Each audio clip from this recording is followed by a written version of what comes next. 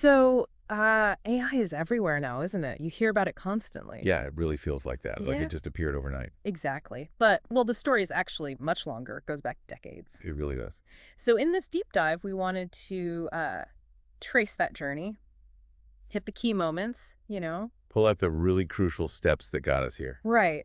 And maybe unpack some surprising bits along the way, because it all started with a pretty big question, didn't it? A fundamental one. Can machines actually think? And that takes us back to Alan Turing, 1950. His famous paper, he wasn't just asking the question, he was proposing, well, a test for it. The Turing test, yeah. See if a machine could fool you into thinking it was human. Essentially, yes. Could it exhibit intelligent behavior? That was the focus. Okay, so Turing lights the fuse. But the actual term artificial intelligence, that came later. A few years later, yeah. 1956, the Dartmouth Conference. John McCarthy coined the phrase there. And what was the thinking back then? How did they imagine AI would work? Well, the early idea was very much about logic and rules. Symbolic AI, they called it. Like programming in chess moves, or how to solve a specific puzzle? Exactly like that. Give the machine a set of rules, and it could reason within those rules. And it worked for certain things. Limited. Very limited. Good and controlled environments, but they couldn't really learn or adapt to new situations.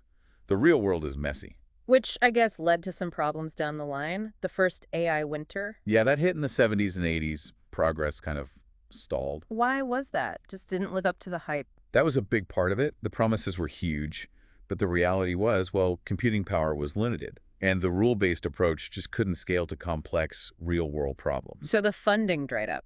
Pretty much, yeah. A definite cooling off period for AI research. Okay, but then things started to warm up again. The 90s, 2000s, machine learning enters the picture. Right, this is a major shift. Instead of programming rules, the idea was to let the machines learn from data. Ah, so finding patterns themselves. Exactly. And we started getting more data, better algorithms, things picked up. And wasn't Deep Blue around this time beating Kasparov? That was 1997.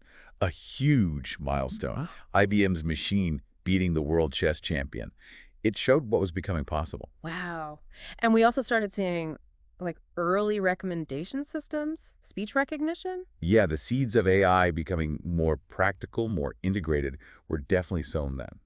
Learning from data was key. But the really big acceleration, that came with deep learning, right? Maybe the 2010s? Oh, absolutely. Deep learning changed everything. It was like pouring rocket fuel on the fire. What made it possible? What came together? A few things, really. Big breakthroughs in neural network architectures. Kind of like artificial brains, loosely speaking. Very loosely, yes. Layers of processing. Plus, suddenly, we had massive amounts of data, big data. And crucially, the hardware caught up. GPUs, the graphics cards. Turned out they were perfect for deep learning calculations. Okay, so better models, more data, more power. The perfect storm.